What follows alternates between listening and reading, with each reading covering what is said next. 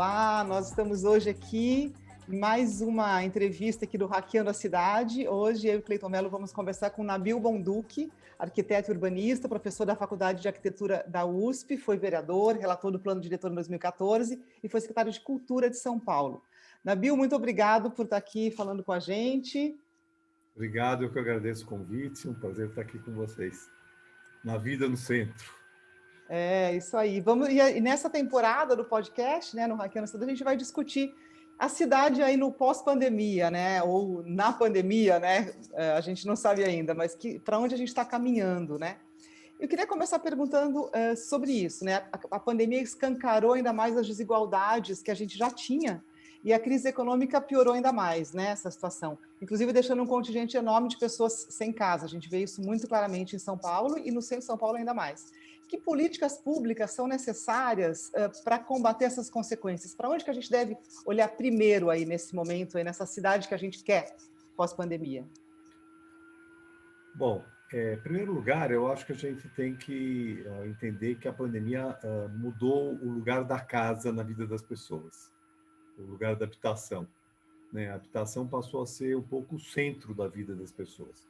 Não sei o quanto que isso vai durar, mas certamente o home office, não só o home office, mas também a educação à distância, os debates, as palestras, né? Muita coisa passou a ser feita por esse modo que nós estamos fazendo hoje também aqui, né?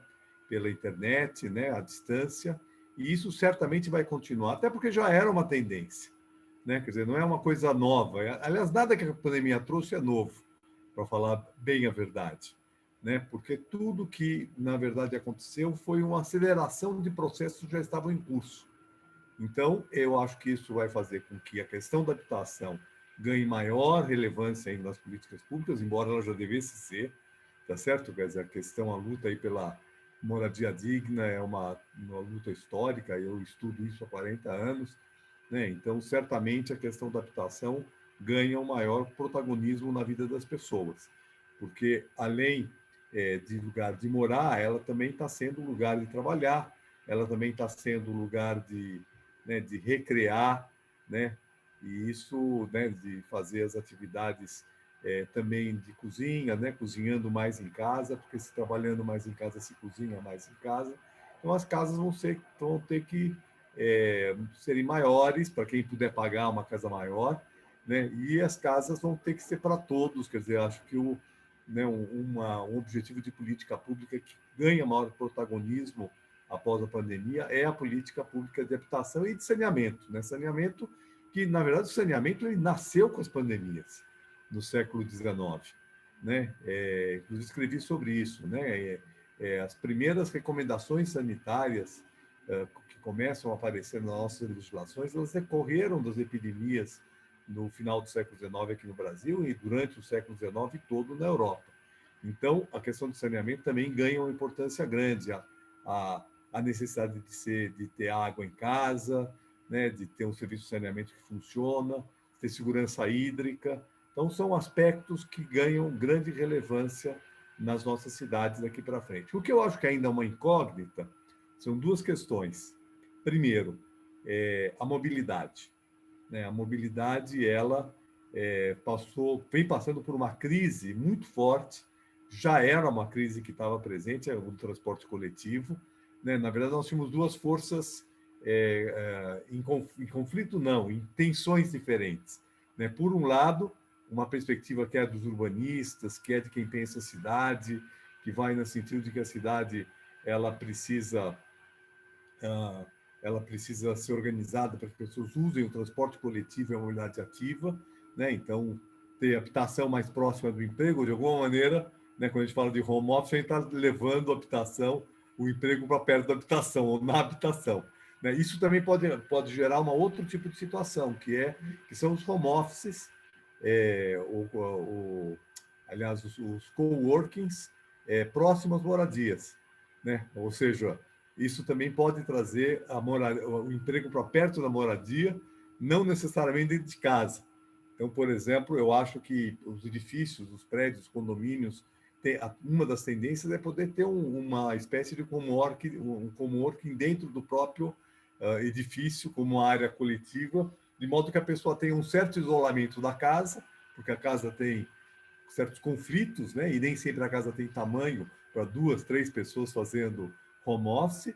Então, pode existir espaços coletivos dentro do próprio edifício ou separados, né? Espaços de home office, onde as empresas, ao invés de terem um grande escritório no centro da cidade, ou na Faria Lima, ou numa área mais valorizada, possa ter espaços de trabalho mais próximos onde as pessoas moram, conectados através de canais de internet, até eventualmente equipes, né? Realmente uma equipe inteira organizada numa região da cidade e conectada com as outras equipes através da internet e, eventualmente, fazendo reuniões. Então, a moradia vai se aproximar da habitação. Aliás, desculpe, o trabalho pode se aproximar da habitação. Só que isso cria, na questão do transporte coletivo, uma dificuldade, né? Porque o transporte coletivo de massa, transporte coletivo rápido, ele exige uma certa frequência, algum nível de aglomeração, né? Quem já frequentou cidades do mundo, cidades muito bem equipadas de transporte coletivo, Paris, Nova York, Londres, Tóquio, né? A gente sabe que tem um certo horário que os metrôs são cheios de gente, estão lotados. E isso funciona para garantir a própria eficiência econômica desse modal, porque é um modal caro para se implantar, caro para ser mantido, e ele requer uma certa quantidade de pessoas, senão o custo dele por passageiro fica absolutamente enorme. Então, isso quer dizer, pode não, já estava entrando em crise, né? E é capaz que essa crise se aprofunde muito, né? Seja por conta dos aplicativos, que de certa forma também disputam esse passageiro e às vezes a custos mais baixos, seja porque a própria necessidade de deslocamento pode se reduzir, seja porque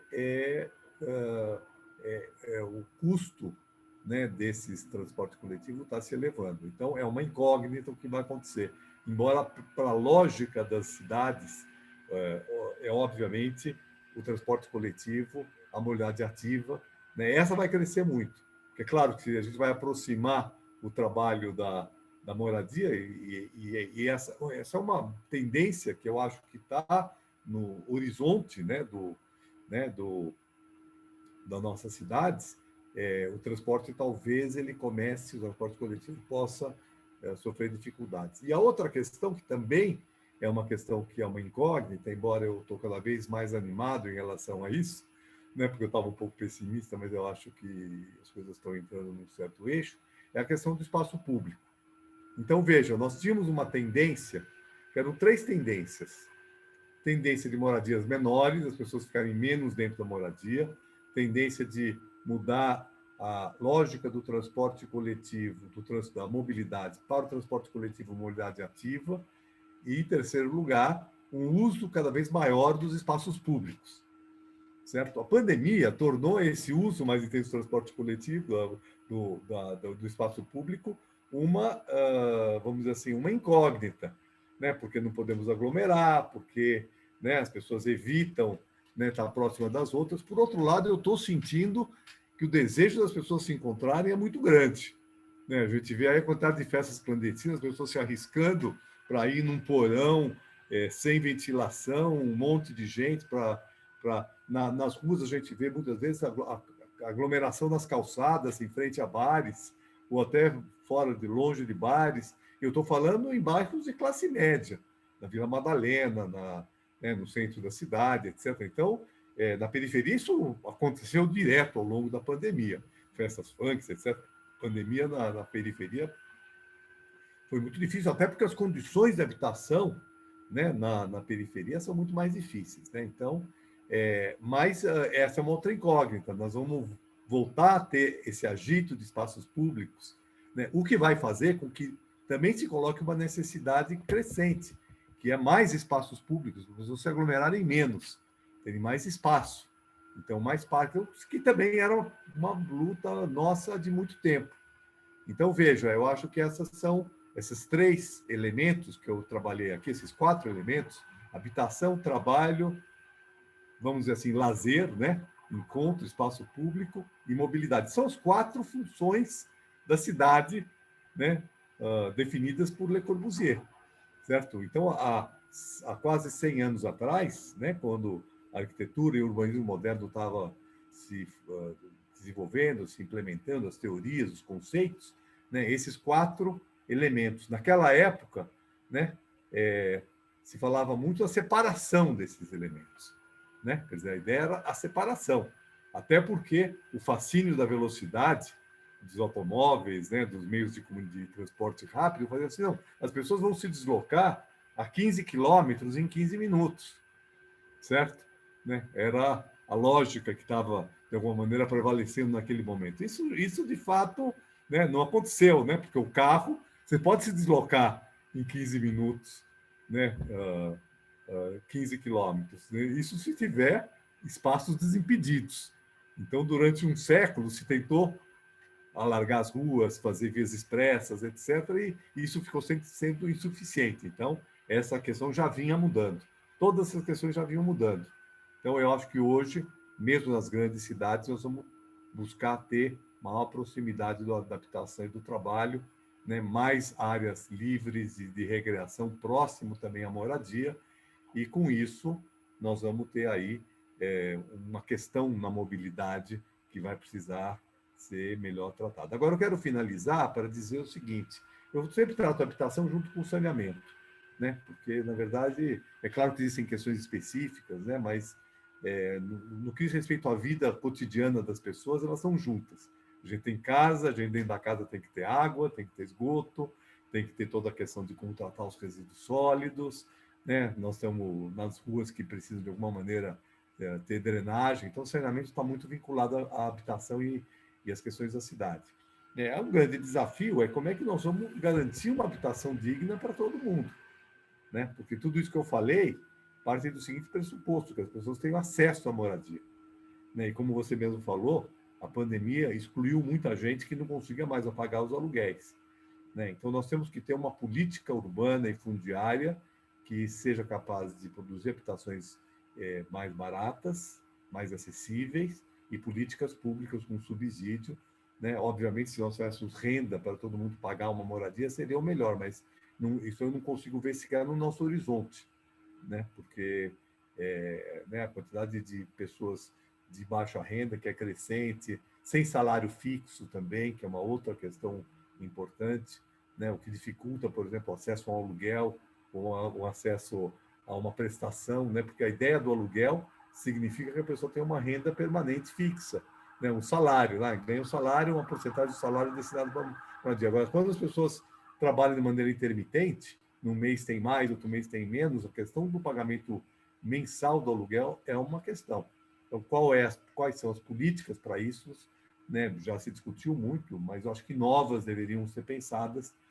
Inclusive, durante a pandemia, eu acredito que nós tínhamos que ter tido um auxílio aluguel, assim como tivemos o auxílio emergencial, um auxílio aluguel para quem mora em cortiços ou moradias de aluguel, que a gente vê, vocês falaram do centro, né? Eu também frequento muito o centro, né? A região da Santa Cecília, né? Que é uma região onde tem muita população de rua, né? E a gente viu aí e tem muito cortiço também, né? República, né? Bom Retiro, Liberdade, Cambuci, são áreas com muito cortiço, e a gente viu muita gente indo para a rua, literalmente, né? A gente viu, por exemplo, ali embaixo do Minhocão e outros lugares, as pessoas com colchão, com sofá, com mala, né? Outro dia ali do lado do cemitério da Consolação, eu vi assim, as pessoas quase remontaram uma moradia. Tinha uma barraquinha, mas do lado dela tinha uma mesa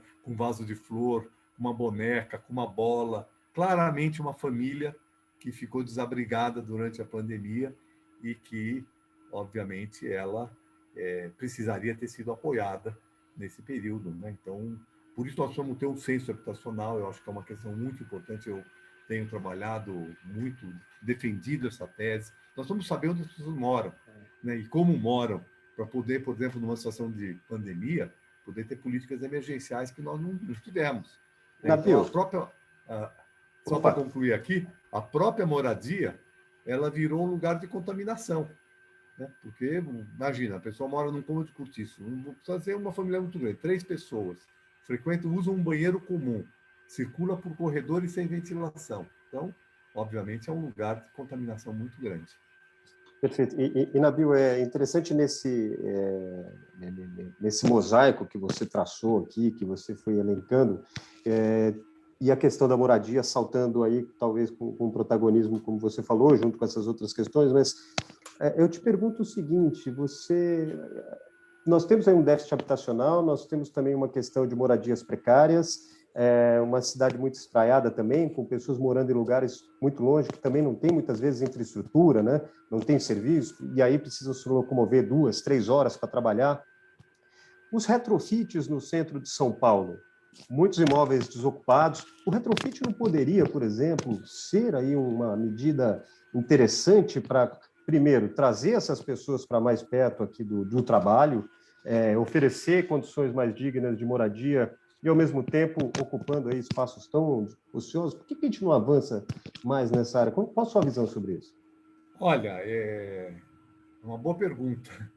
Com certeza, a retrofit é muito importante, não na pandemia, antes da pandemia, depois da pandemia, e cada vez mais, porque a gente fala assim muito dos retrofits de prédios abandonados no centro, etc., mas temos que lembrar que uma cidade como São Paulo, por exemplo, ela tem hoje edifícios altos, verticais, de 90 anos, né? Para pegar o exemplo mais clássico, que é o Martinelli, né? Mas ao longo dos anos, principalmente 40, 50, 60, no centro de São Paulo, vocês trabalham muito com o centro, né? Praticamente a grande maioria dos prédios verticais de São Paulo foram construídos nessas décadas, entre os anos 40 e os anos 70. Depois dos anos 70, nós tivemos uma estagnação. E mais recentemente, nós temos tido uma retomada, certo? Uma retomada. Só que a retomada está se fazendo principalmente nos edifícios, nos terrenos vazios, estacionamento, né? Áreas subutilizadas, né? Com baixa ocupação, né? E tem muita coisa sendo construída mais recentemente, o que, na verdade, mostra que o nosso centro está cada vez mais dinâmico. Ele sempre teve vida, certo? Aliás, o nome de vocês é Vida no Centro, né? Porque tem vida, né? Sempre teve. Eu estou falando isso porque tem muita gente que fala, vamos revitalizar o centro. O centro está vivo sempre. Porque mesmo quando teve uma estagnação do processo imobiliário, e teve, né, o centro continuou vivo, com outra classe social, com outras...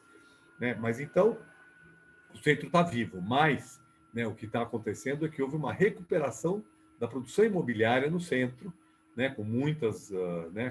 quando eu digo centro, é principalmente um entorno do centro, né, a República, Santa Cecília, Vila Buarque, Liberdade, Bela Vista, né, mesmo Brás, Brás, Cambuci e Luz, né? Então, aquilo que eu chamo a coroa de bairros do entorno do centro histórico. Bom, e aí, então, né, claro que também tivemos alguns retrofits nesse período, alguns importantes, principalmente da habitação, e muitos pressionados pelo movimento de habitação. Né? Você anda pela cidade hoje, quer dizer, a maior parte dos retrofits que nós tivemos foram objeto de luta do movimento de moradia. Eu posso citar aqui, já desde o final dos anos 90, né? Edifícios que foram os pioneiros, né? nessa reabilitação e nesse retrofit. Agora, existem muitos empecilhos para fazer o retrofit ainda, na legislação, questões que são importantes, não são questões... Porque às vezes as pessoas falam disso como se fossem questões secundárias. A questão de patrimônio histórico no centro, a questão de bombeiros, né, de prevenção contra incêndio, né, e a questão de acessibilidade para as pessoas com deficiência são questões importantes. Porque tem também um discurso que fala assim, é um absurdo essa legislação, etc. Não, são questões concretas. A legislação contra incêndio ela surgiu depois de 2 tragédias que morreram dezenas, centenas de pessoas em São Paulo, do Joelba e do Andraus, né? O problema de acessibilidade é uma questão hoje que envolve, né, um contingente muito grande de pessoas. E a questão do patrimônio é uma riqueza, a memória da cidade. Então, não são questões desimportantes, certo? E elas, combinadas, elas geram certas dificuldades. né? Porque, por exemplo, você fazer acessibilidade no edifício que é histórico, que você não pode mexer muito nos espaços, é um problema, né? Ou você ter que fazer a prevenção de incêndio no edifício tombado também é um problema. Então, nós precisamos ter maior, como é que eu diria, maior flexibilização na legislação, na rigidez da legislação, sem abrir mão dos objetivos. Porque essa é a questão, porque nós também não podemos entrar no liberou geral, deixa fazer o que quiser, certo? E aí, né, você corre o risco de um incêndio, você corre o risco, né, de deteriorar o patrimônio histórico. Então, nós temos que ter cuidado em relação a isso, mas precisamos facilitar a vida para poder fazer mais retrofit e também fazer retrofit das coisas certas para as coisas certas. Porque se você quiser pegar um edifício, como, por exemplo, o edifício, a Torre de Vidro, mais um edifício que pegou fogo, certo? No caso, esse é ocupado, né? A Torre de Vidro, né? Que se incendiou, né? O edifício Wilton Paes, né? Wilton Paes. Você querer pegar aquele edifício, transformar ele em habitação, é um custo absurdo, porque o edifício não foi pensado para ser habitação. Agora, tem alguns que foram, né? Que foram já habitação, foram abandonados com o tempo. São os mais fáceis. Enfim, poderiam já ser tomados, né, de acordo com a lei pelo Estado, porque já existe lei para isso, né? Então, talvez falte um pouco de colocar a lei em prática nesse caso. Não, falta iniciativa. O poder público é muito lerdo e coloca muito em posição secundária a questão da habitação e, em especial, a habitação na área central. Eu vou citar um dado aqui que é acachapante para nós, né? Nós, no plano diretor, vocês sabem, eu fui relator, né, do plano diretor de São Paulo, e nós introduzimos no plano diretor, né, no subsídio da Câmara, um dispositivo que dizia que 30% dos recursos do Fundurb, né, que é o fundo que recebe a contrapartida da outorga onerosa, né, para construções que são feitas na cidade, construções acima do coeficiente 1, né, mais verticais, que 30% devem ser destinados à aquisição de imóveis bem localizados para a produção habitacional, certo? Bom, para mim estava muito claro o que precisava ser feito. Precisava se comprar... Mas o dispositivo ainda está na lei ou ele foi tirado? Ele foi modificado. Ele ainda está, mas foi um pouco modificado, mas ele ainda está. Né? Porque qual era a ideia? Quando nós fizemos isso, foi em 2014. Era você ter um fundo que, por exemplo, em 2019, 2020, rendeu por volta de quase R$1 bilhão, portanto, seriam 300 milhões de reais, para comprar imóveis, não para produzir habitação. A modificação que foi feita foi essa. Né? Se ampliou para produzir. Mas a ideia era para comprar imóveis como esses, ociosos, terrenos, estacionamentos, lugares que podem ser produzidos habitação, ou reciclar através da reciclagem, né, do retrofit, ou através da construção nova, e depois, através de outros mecanismos de financiamento, até mesmo em alguns casos, parceria com o setor privado, em outros, ações do próprio poder público, poder se produzir habitação para a população de baixa renda. E o retrofit estaria dentro disso. Então, nós podíamos já ter comprado. Por quê? Porque nesses 4 anos, ou 5 anos, né, já desde 2017, né, 4 anos e meio, praticamente esses recursos foram utilizados numa porcentagem muito pequena. E em 2018, 2019, foi feita uma alteração, que eu, inclusive, acho totalmente equivocada, porque foi uma alteração no plano diretor, pontual, isso não deveria nunca acontecer, que ampliou não só para a compra de imóveis, mas também para a reforma. Para a reforma não, para a produção habitacional, certo? Então, veja, aí se perdeu um enorme fundo que poderia, né, desapropriar esses imóveis, às vezes até custos muito baixos, né, porque, como você falou, esses imóveis também tinham que ser notificados, os vazios. Né? Notificados, e depois de um certo período, depois de 1 ano, 2 anos, eles começam a pagar imposto progressivo. Então, começa a ficar desinteressante para o proprietário manter aquilo. E se ele não paga o imposto, ele cria uma dívida, que na hora que se desapropria, você pode comprar um imóvel com a dívida. Então, isso veja, não está sendo colocado em prática, né, Nabil? Não, porque, por exemplo, não vê isso acontecendo. Então, 2018, 2017, foi praticamente interrompido o trabalho de notificação, né, na administração Dória. E aí, então, já foram notificados 1.600 imóveis em 2014 a 2016, até o começo de 2017, até abril de 2017. Depois paralisou, teve uma ação do Ministério Público, a Prefeitura retomou em 2018 ou 2019, né, mas ainda num ritmo muito lento, porque o departamento que fazia isso foi desestruturado, e não é muito fácil, porque você precisa identificar o morador, né, o morador não, o proprietário, notificá-lo judicialmente, tem toda uma tramitação, né, para poder se fazer essa ação. Né, Agora, isso é absolutamente importante para que a gente possa mexer essa história. Porque também tem muito imóvel desse que tem problemas de herança, tem brigas de família, tem problemas de documentação, tá certo? Então, não é uma coisa que vai acontecer assim, ó, de uma hora para outra. Mas a prefeitura pode desapropriar, a desapropriação é um instrumento importante, por quê? Porque ela desapropria, ela deposita um valor determinado pela justiça e toma posse do imóvel. E depois deixa as pendências, né?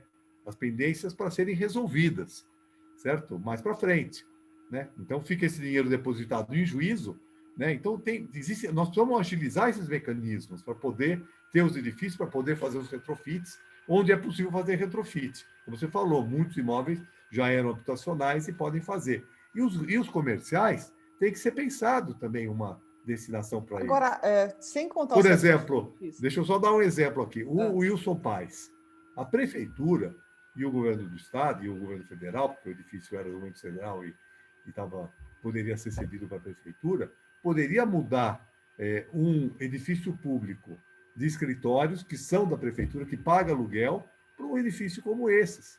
Como, aliás, foi feito no passado. Né? Recentemente, por exemplo, né? Recentemente não, já há um certo tempo, né? A prefeitura e o governo do estado mudaram várias repartições públicas para o centro da cidade. Né? O próprio Martinelli, lá atrás, há 40 anos atrás, foi retrofitado com demanda pública. Então, a demanda pública é uma demanda importante.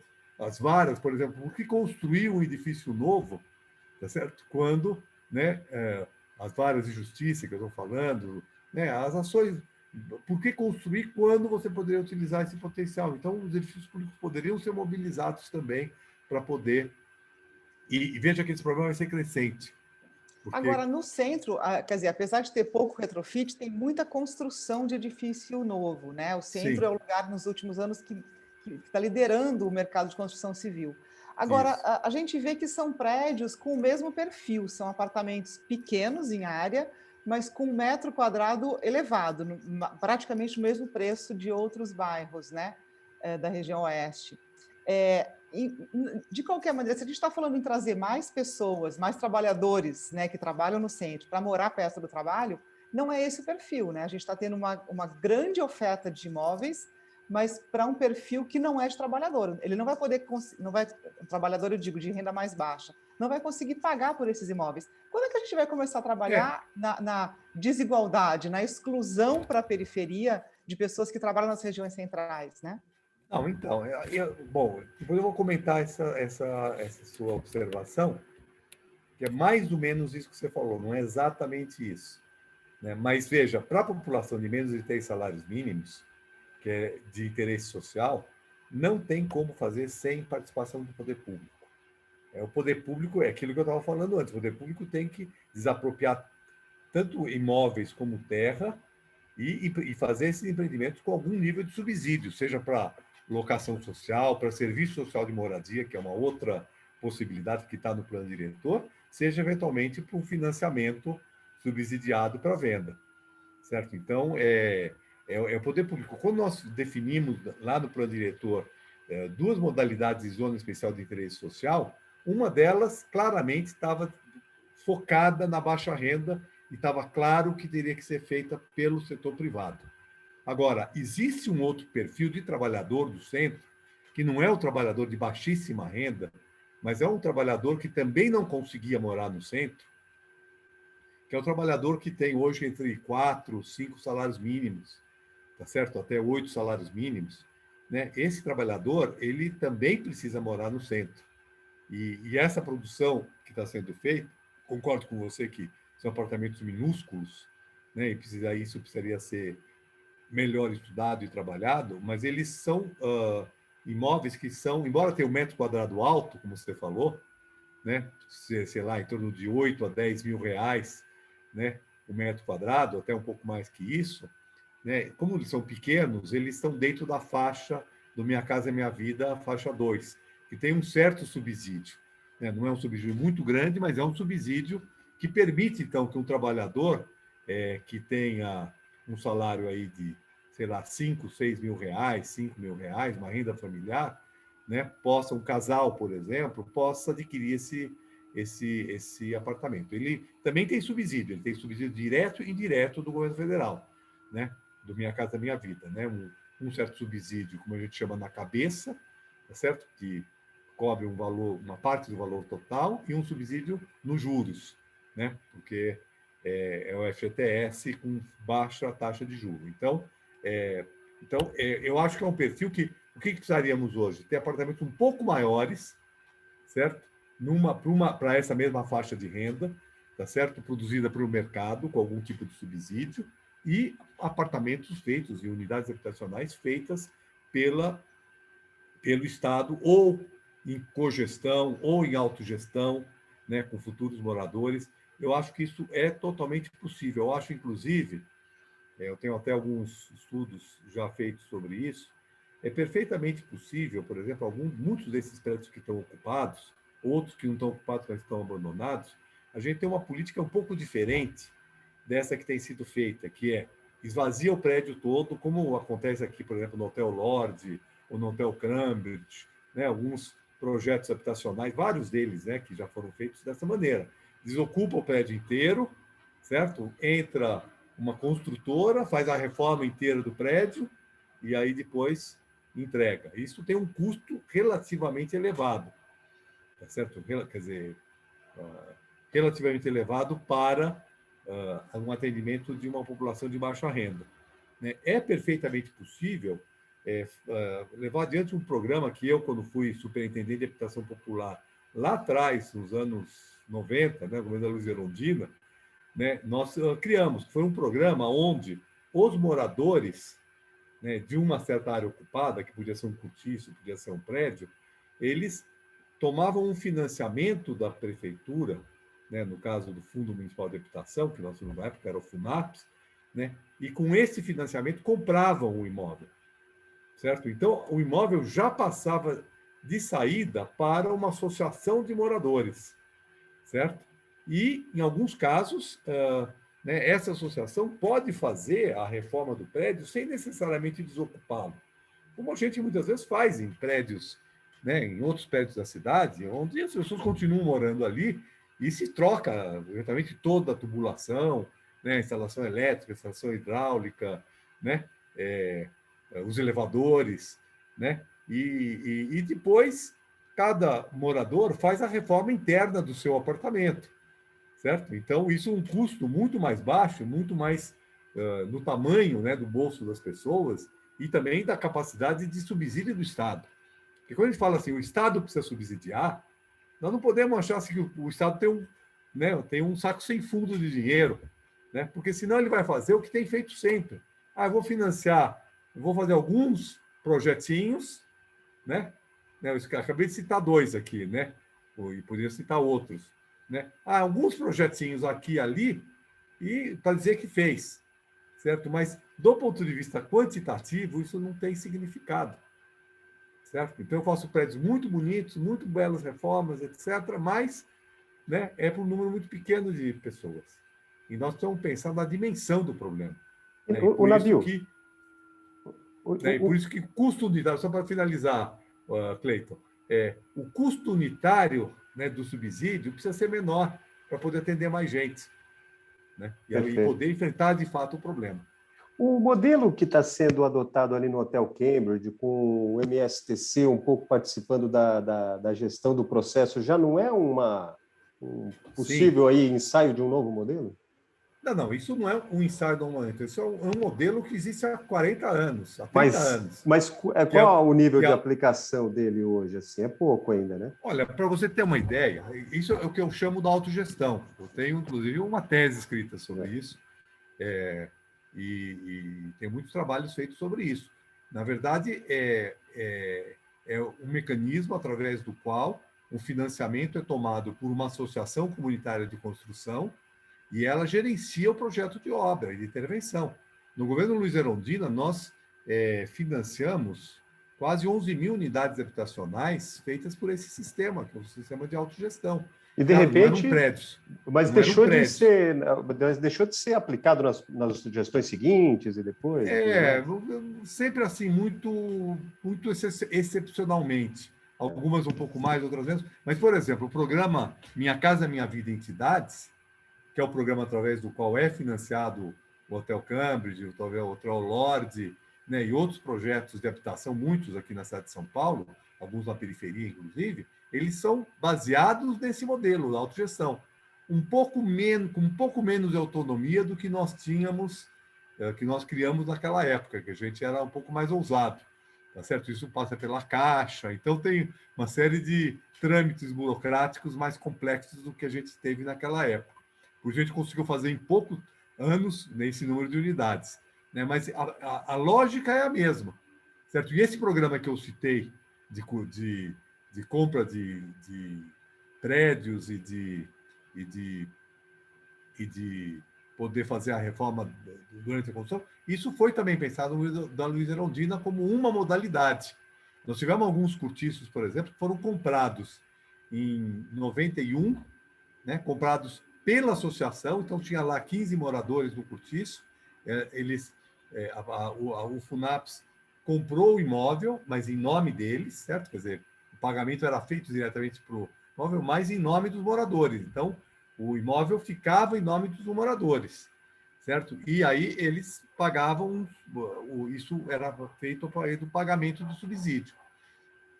Só que acabou a gestão, isso ficou parado. E aí, então, os moradores ficaram proprietários do pararam de pagar o aluguel, certo? Porque eles já eram proprietários daquele imóvel, enquanto cortiço.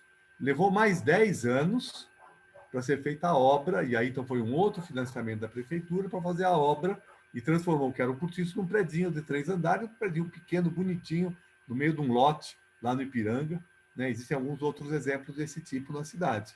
Então, isso eu acho que é uma modalidade que a gente precisava usar muito mais. Agora, a prefeitura também precisa ter capacidade de negociar com os proprietários, porque tem um problema sério, né? Você pega um prédio desses, abandonados, no centro, né?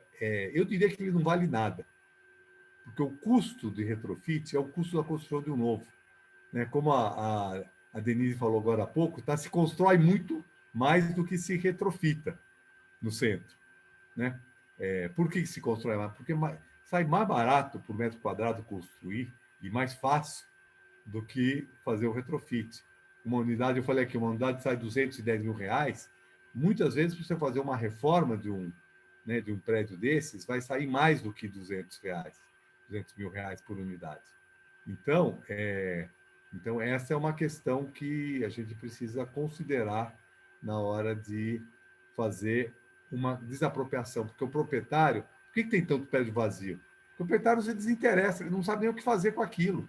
Só que ele é proprietário, ele acha que vale alguma coisa, né? Pô, eu tenho lá 2.000 metros quadrados de área construída num terreno, eu acho que vale alguma coisa.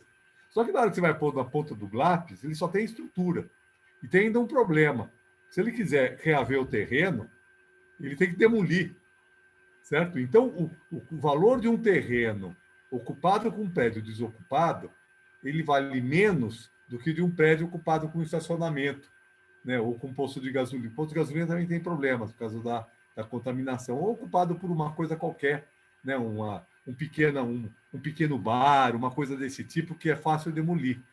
Então, é muito mais fácil eu pegar 3 ou 4 pequenos comércios e demolir aquilo, né? Até porque depois eu posso reconstruir o espaço comercial no térreo desse edifício e fazer um edifício novo, do que fazer um retrofit, que é um abacaxi, né? Você fazer um retrofit. Tem que ver se a estrutura não está abalada, às vezes a estrutura já está abalada, tem problema, às vezes ele ficou 20 anos parado, então teve algum tipo de problema de infiltração. Então, no final, o que ele tem dali? Ele tem que trocar o elevador, ele tem que trocar toda a instalação elétrica e hidráulica, tá certo? Às vezes ele tem que redefinir o espaço, porque o espaço não é adequado para o novo uso que vai ser dado. Em suma, o retrofit, às vezes, vai sair mais caro do que uma unidade nova.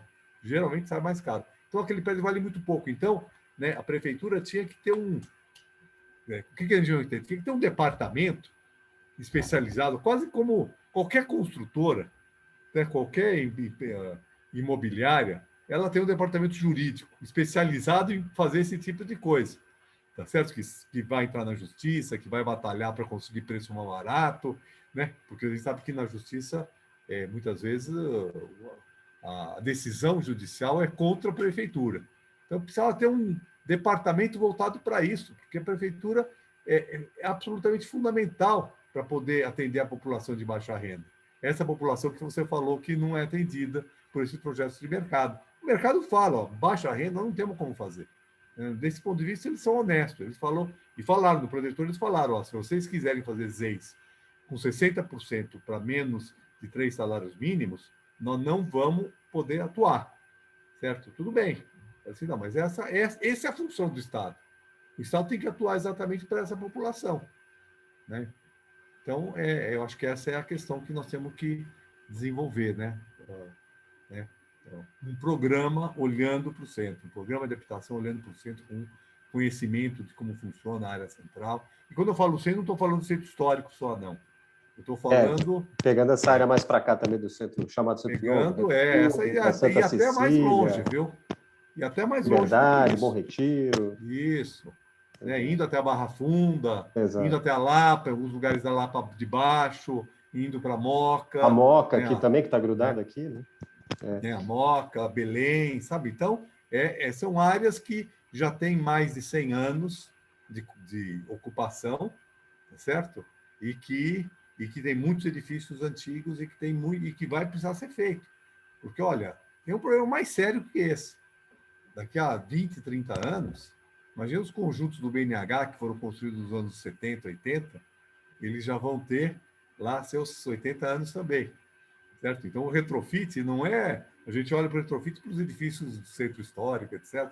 Mas, daqui a pouco, essa questão do retrofit está na cidade inteira.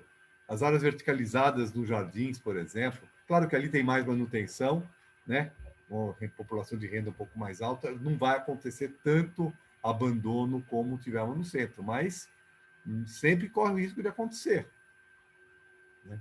Então... E, Nabil, agora a gente já está chegando aqui ao final, a gente tem pelo menos uma última pergunta para você, que talvez seja uma questão aí que esteja no centro de todo o debate que a gente está falando, que é o preço do solo, o valor do solo, né?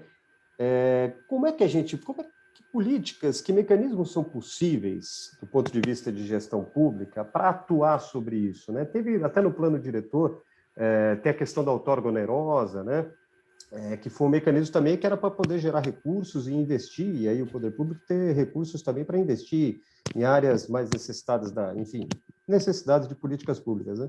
Mas isso também não acaba sendo mais um elemento para encarecer o preço do solo nas áreas centrais? Enfim, deixa uma pergunta aberta aí sobre como fazer para reduzir o preço do solo. O solo não vai encarecer por causa da outorga.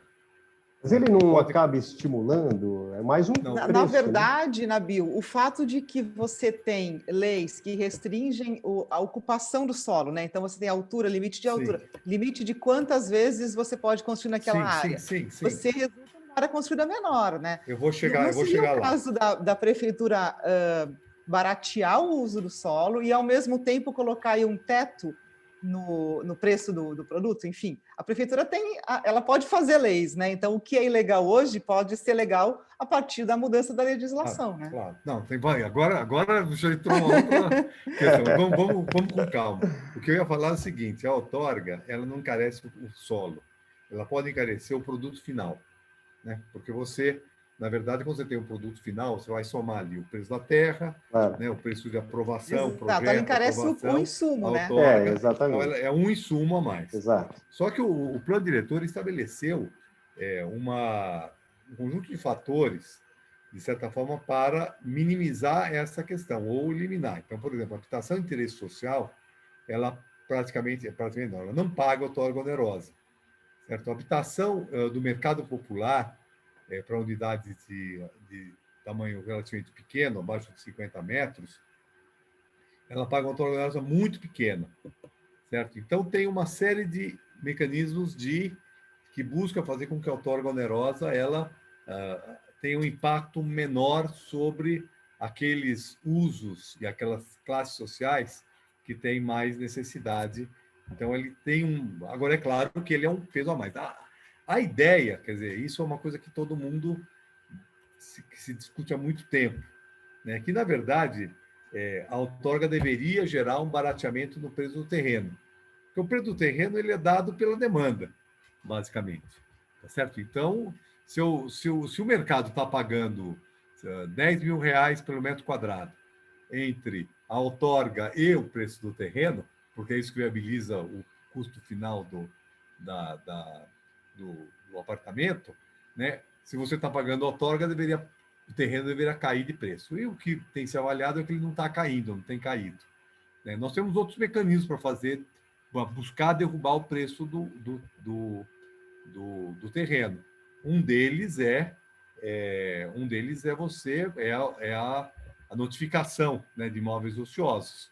Você aumenta a quantidade de imóveis que estão sendo ofertados no mercado e, com isso, tende a baixar o valor do imóvel, né? Então, tem vários mecanismos que nem todos eles funcionam, porque você tem um solo que é definido pelo mercado, né? E o proprietário, muitas vezes, ele não baixa o preço a partir de um certo patamar. E, às vezes, com uma certa lógica, né? Por exemplo, o proprietário de uma casa, né, ele está lá morando, certo? Numa casa confortável, etc. Sei lá, com 150 metros de área construída. Aí vem um empreendedor imobiliário querendo comprar a casa dele, certo? E oferece um valor para a casa dele que não permite que ele possa comprar um apartamento no próprio lugar onde ele está morando, depois que for feito o apartamento da mesma área, tá certo? Então, né, muitas vezes esse proprietário não está interessado em vender, né? Dependendo das circunstâncias. Ou mesmo quando ele tem um aluguel para um imóvel comercial, então está lá alugado para uma academia, para uma clínica, certo? Por um certo valor. O que o empreendedor oferece para ele não compensa o que ele está ganhando de aluguel. Então, ele não vende, certo? Ele segura o preço com um certo patamar. Agora, a questão da legislação, que é a questão que a Denise entrou no meio, ela é importante. Eu acho que temos que avaliar se a legislação é restritiva, não é restritiva. A Operação Urbana Centro permitiu construções, numa certa época, até 12 vezes a área do terreno, certo? Um lugar com estacionamentos e construção. Atualmente, permite coeficiente 6 na área central. E quando eu estou falando coeficiente 6, na verdade, esse coeficiente 6 vira 12, facilmente, porque não está incluído áreas de circulação, né? Muitas vezes você tem a fachada ativa, um edifício misto, tem mais incentivos. Eu estou com isso na cabeça porque eu fiz isso com um artigo que eu escrevi ontem, que eu acabei nem usando isso, vou usar em outro. Mas você pega, por exemplo, um edifício residencial no centro da cidade, com 20% de não residencial, com fachada ativa, né, com áreas não computáveis, como, por exemplo, de varandas, né? Ele consegue chegar a um coeficiente pelo menos 10, certo? Ou 12 na região. É muito ou é pouco? Aí nós podemos discutir se é muito ou se é pouco, né? Tem gente que acha que é pouco, né? Mas aí mostra aqueles edifícios com 50 andares, certo? É discutível, né? Se nós devemos ter um edifício de 50 andares, se nós podemos ter um edifício, né? Se essa é a nossa questão, né? Aqui, né? Se o problema é fazer um edifício com 50 andares não é também um edifício de 50 andares que vai resolver a questão, né? Tem lá não. Um agora, né? Construído recentemente. Aquele do né? Tatuapé que é clássico já. Não, aquilo lá com certeza não, né? Porque aquilo ali está numa área que você tem casa, sombra, aquilo, mas eu estou pensando no centro. Claro, pensando em lugares onde vai, de fato, trazer bastante gente para morar, né? Não só vai trazer né? gente para morar, mas também quando você já tem uma massa construída, que não vai certo? destoar do conjunto. Que não vai né? destoar e não vai gerar problemas ambientais, de conforto térmico, etc. Porque eu não sou contra arranha-céus, né? Não tem isso de ser contra ou a favor de uma certa tipologia. Claro que tem gente que gosta mais ou menos, mas como urbanista, alguém que está pensando na cidade, nós temos que pensar que a cidade tem que ter todas as volumetrias. E isso que é a riqueza da cidade. Claro, porque Se a gente cada, tivesse, enfim, não é para né, uma pessoa, é para o conjunto, né? Tem que ser para bom o para o conjunto. conjunto, né? Então, você tem áreas que têm que ser preservadas, né? Por exemplo, hoje a gente está vendo a aprovação lá, a discussão do tombamento de uma vila, né? Na Vila Mariana, que é um espaço interessante, uma vila de casas que está ali há muito tempo, que não vejo por quê, né? Ir lá e demolir aquelas casas e fazer um prédio aqui, outro ali, acolá, né? E criar um tecido urbano, que aquela vila faz parte da cidade e faz parte da riqueza da cidade. Assim como, eventualmente, fazer um edifício sei lá, como o Mirante do Vale, tá certo? Para citar um exemplo ali, né? Um outro Mirante do Vale, que tem 1000 problemas de condomínio, né? Vamos falar que esses edifícios também de muita gente, etc., também não é fácil de administrar e de gerenciar, mas fazer um outro Mirante do Vale no centro de São Paulo, ok, certo? Sem problema porque ali nenhum. também ele está num lugar muito baixo, ele nem parece que é um edifício tão alto, né? Nem parece que é edifício tão alto, mas tudo o bem, mas podemos ir skyline para o ele edifício não se Itália. destaca. Vamos lá no edifício Itália, pega aqueles antigas boates, que agora acho que vários delas acabaram, né? Ali no entorno ali no entorno da República, né? Que tem ainda, né, predinho de 2, 3 andares, antigos hotéis né, de prostituição que tem naquela região, que devem estar todos eles meio decadentes hoje, etc. Estamos lá naquela região lá do edifício Itália. Né? Exato. Você tem as Ali duas pode coisas, fazer o um edifício edifício da muito altura do edifício alto e Itália. prédios baixos, né? Não tem Nabil, problema. Né? Eu acho que aí, é claro que você tem que pensar na questão de ventilação, iluminação, etc., porque essas questões também são importantes. Tem que pensar na organização desse condomínio, porque a gente sabe que todos esses edifícios de grande dimensão, que foram feitos nos anos 50, tiveram gravíssimos problemas de administração de condomínio. O edifício... É sempre muito complexo, né? Administrar muitas pessoas, os interesses de todo mundo, ainda mais morando, né? O Copan mesmo teve durante muito tempo, né? Problemas também. O Copan teve problema, o São Vito, né? O Paim, tá certo? Esses edifícios tiveram sérios problemas. Porque, veja bem, complexo. quando você tem, e principalmente para a população de baixa renda, quando uma parte dos moradores de um prédio desses, né, ou dos inquilinos, né, ou dos proprietários, não paga o condomínio, certo? Isso pode acontecer, tá certo? Pode acontecer com frequência, né? Porque população de renda mais baixa, ou mesmo renda média, etc., não paga o condomínio, a renda do condomínio cai. Quando cai a renda do condomínio, cai a manutenção do prédio. Né? Quando cai a manutenção do prédio, as coisas não começam a funcionar, começa a dar vazamento, né? O elevador começa a não funcionar. É um perigo, né? Isso realmente pode ser muito perigoso, né? Ô, Nabil, só para a gente encerrar, vamos voltar aqui para os efeitos da pandemia. Só queria te perguntar uma coisa. Durante muito tempo, né, no Brasil, vigorou a ideia de que de uma arquitetura, de um urbanismo setorizado, né? Brasília, isso é muito evidente, né, da setorização por uso, tal, mas não só, né? Em São Paulo também a gente tem muito isso, eu acredito que em outras cidades do Brasil também. Você acha, e aí sempre se considerou nobre e bairros exclusivamente residenciais. Como tudo isso que você falou sobre a pandemia, dos efeitos na vida das pessoas, na cidade e tal, você acha que isso pode mudar a partir de agora? A gente vai ter bairros mais mistos? Isso vai acender essa visão de bairros mistos? E isso pode até levar a uma mudança na legislação, talvez? Como é que você vê aí o futuro dos bairros mistos em relação aos bairros residenciais? Isso já foi feito, né, Denise? Mas ainda tem muita resistência, né, na verdade. Deixa eu explicar, deixa eu falar aqui. Ó. O plano diretor coloca a questão do uso misto como um pilar do plano diretor. E incentiva enormemente o uso misto, incentiva com fachada ativa, incentiva dando bônus para quem faz edifício misto no comercial, estimula do ponto de divisão de cidade, né, de uma maneira geral. Né? Agora, tem uma resistência que é de uma porcentagem mínima da cidade, que são as zonas exclusivamente residenciais. Hoje, as zonas exclusivamente residenciais... Mas eu digo assim, Nabil, as pessoas vão querer morar em lugares mistos, você acha, assim, que vai ter uma mudança na mentalidade das pessoas? As pessoas já moram em lugares mistos. Você diz prédios mistos. Tudo, na verdade, porque a gente ainda tem bairro, ainda tem um pouco essa visão de que bairro nobre é bairro residencial, né? Isso ainda vigora.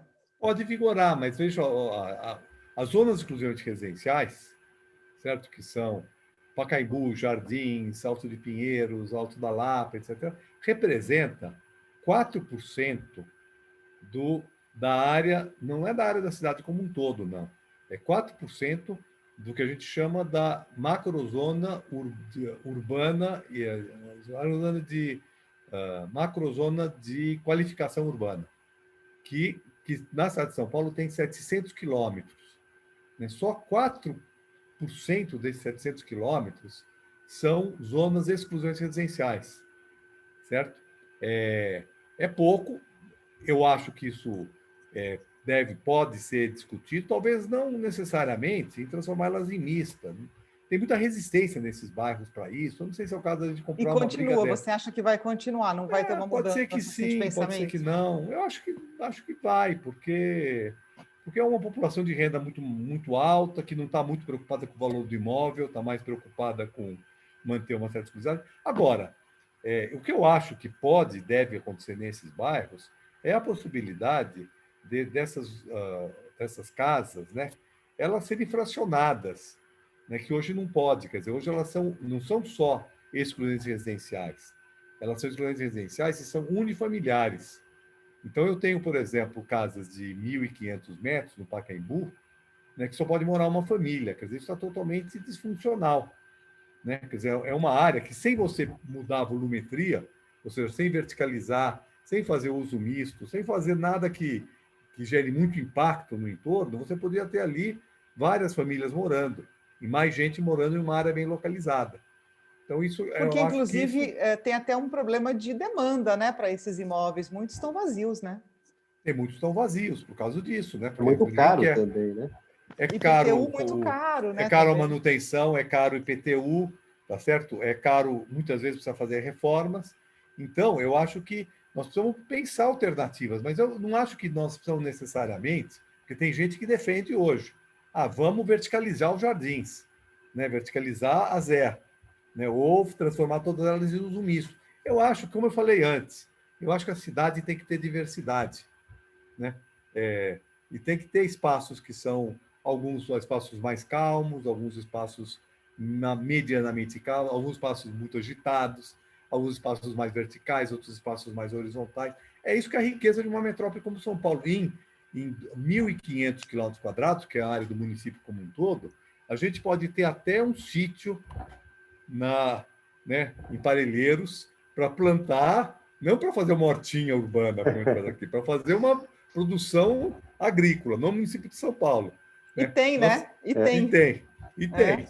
Né? Então, nós temos muita possibilidade e podemos ter muita alternativa dentro da cidade. Então, claro que vai ter gente que vai querer morar no Copan, tá certo? E outros Copans que espero que surjam na cidade, mas vai ter gente que vai querer morar numa vilinha pequena, com uma casa até pequena, um terreno pequeno lá de 60 metros quadrados de área de terreno, com uma construção de 80 metros, né? Encostado na via, na frente, com um pequeno quintalzinho no fundo, geminado dos dois lados, que dá uma densidade que também não é tão baixa assim, tá certo? Porque é um terreno muito pequeno, né? E que também faz parte da cidade, que também vai ser um lugar legal, que às vezes a gente vai até passear nessas vilas e gosta de ir para lá.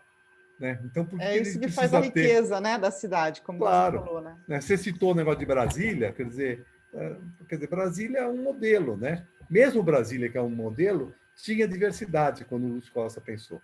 É. Agora, não vamos querer também que a gente tenha um Copan em todos os bairros da cidade, tudo Copan, também vai perder a graça, certo? E mesmo Brasília, que Exato. foi criada toda setorizada, o uso levou a uma mistura depois. Eu É, acho, Então, eu acho que as pessoas também vão dando uso para o lugar, né? Vão exato, vai forçando virando, mudanças, né, o né? organismo, né? vai virando, cada uma vai ficando de um jeito. Isso é bacana, isso é legal. E acho que é isso que. Agora, claro, nós precisamos ter uma cidade mais compacta, né? Uma cidade que caibam as pessoas, que os imóveis tenham um preço mais baixo, mas é uma combinação de elementos. Tá certo? Porque, por exemplo, verticalização não necessariamente vai baratear o valor do imóvel. Vai lá no Tatuapé e vê quanto está custando aquele prédio, aquela unidade habitacional. Ela não está baratinha porque ela é muito grande. Agora, As ZEIs, por exemplo, que as zonas residenciais, elas têm uma série de prerrogativas para construir mais, né? Para poder baratear o valor da unidade, até para o poder público poder construir mais, porque, a princípio, as ZEIs, entre as ZEIs 3, que são as ZEIs bem localizadas para baixa renda, elas estão voltadas para o poder público.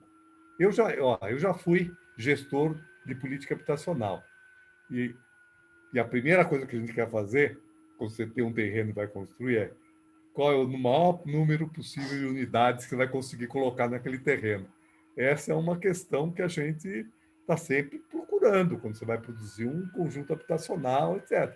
Claro, para otimizar, né? Para otimizar a terra, para utilizar a infraestrutura.